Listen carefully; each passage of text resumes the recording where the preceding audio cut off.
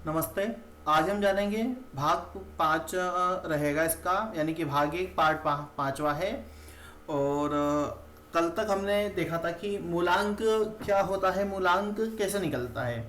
पिछले भाग में हमने ये भी जाना था कि ग्रहों के स्वामी कैसे होते हैं, यानी कि कौन सा अंक किस ग्रह से जुड़ा होता है। यहाँ पे हमने ये पढ़ा था। आज हम उसी की श्रृंखला में आगे देखेंगे भाग्य अंक, यानी इसे भाग्यांक कहते हैं। भाग्यांक क्या होता है? भाग्यांक किसी व्यक्ति की जन्म तिथि, माह और वर्ष को जोड़ने के बाद जो अंक प्राप्त होता है वो उस व्यक्ति का भाग्यांक कहलाता है। ठीक है, जैसे सिर्फ जन्म तिथि जो पिछले बार हमने पढ़ा था उससे हमें मूलांक प्राप्त होता है। इसी प्रकार से इसमें जन्म तिथि के साथ महीना और वर्ष भी लिया जाता है, तो यहाँ पे हमको भाग्य अंक प्राप्त होता है।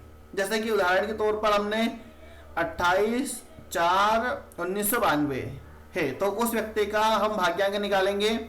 ध्यान दें इसमें जीरो की गणना नहीं होती है, जैसे कि हमने जीरो इसमें जोड़ा भी है तो वो ऐसा ही चला जाएगा। हमने लिखा, जहां तक आप स्क्रीन को देखेंगे, 2 + 8041992, यानी कि हमने जो इसकी पूरी जन्म तारीख है उसको अलग अलग करके जोड़ने का प्रयास किया है। हमें प्राप्त होता है 35।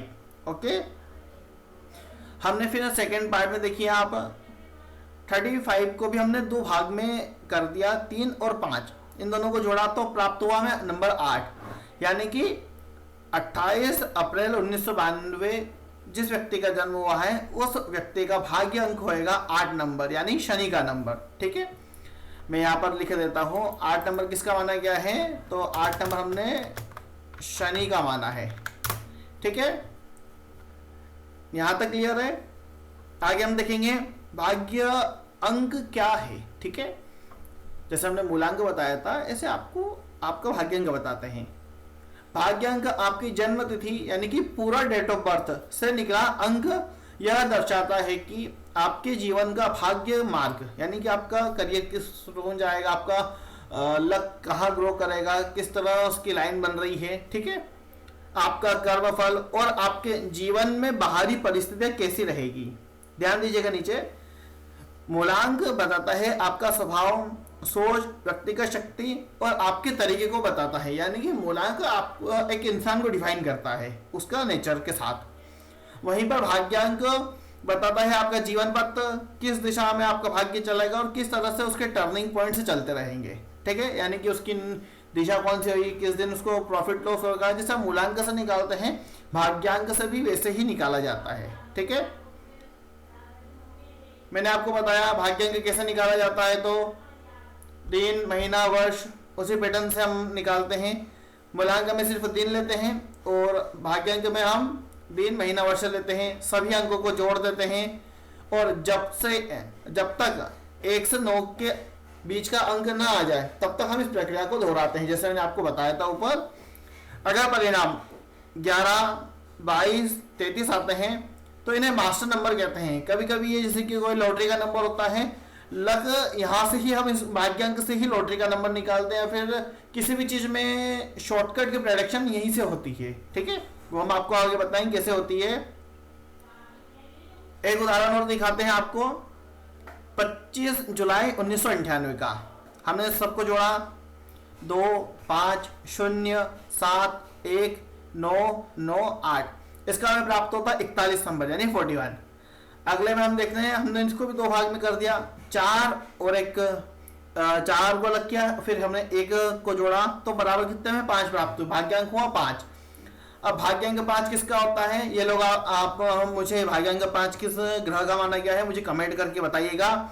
और मैं आपको इतना और बता देता हूँ कि ये हमें स्वतंत्रता, यात्रा, बदलाव, सीखने की इच्छा और हर दिन नया अनुभव, इस तरह की चीजें देता है। तो ये जो ग्रह आप बताएंगे नीचे, जो भाग्यांक 5 का स्वामी है, ये उस स्वामी की कुछ हरकतें होगी, उसकी निशानियां रहती है और स्वामी की हरकतों के साथ आप मान के चलिए ये उसका आचरण हो जाएगा। ठीक है, उदाहरण के तौर पर हम यहाँ पे पुनः दूसरा देखेंगे। यहाँ पे मैं आपको नहीं बताऊंगा कि भाग्यांक किस देवता का है या फिर किस ग्रह का है, ये आप मुझे खुद बताएंगे कमेंट कर और मैं आपके कमेंट का इंतजार करूंगा।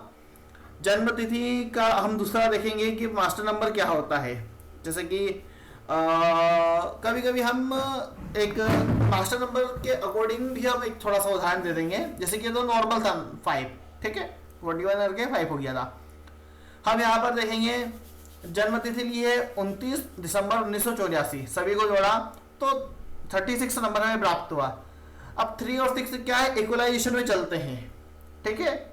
आप 3 और 6, क्योंकि 3 का पॉइंट से अगर आप देखेंगे तो मास्टर नंबर कैसे बन रहा है मैं आपको बताता हूँ।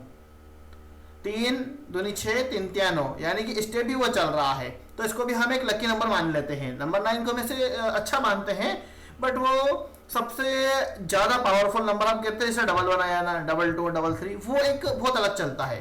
तो यहाँ पे हमने देखा इसका भाग्यांक हमें प्राप्त हुआ 9। ये भी आप मुझे बताएं किस ग्रह का है, ठीक है। यहाँ तक भाग्यांक बनाना क्लियर हुआ है। और अब आप मुझे कमेंट में पूछ सकते हैं, और आप लोग सभी अपना अपना भाग्यांक निकाल कर कमेंट में जरूर रिप्लाई दें। मैं आप लोगों के रिप्लाई को जरूर पढ़ना चाहूंगा, ठीक है।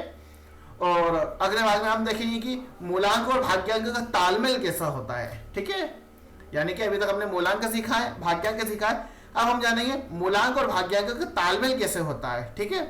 अभी तक के लिए धन्यवाद। आपके मन में यदि कोई प्रश्न होता है या कोई इशू आता है स्टडी में तो आप मुझे बिल्कुल बताइएगा। Thank you.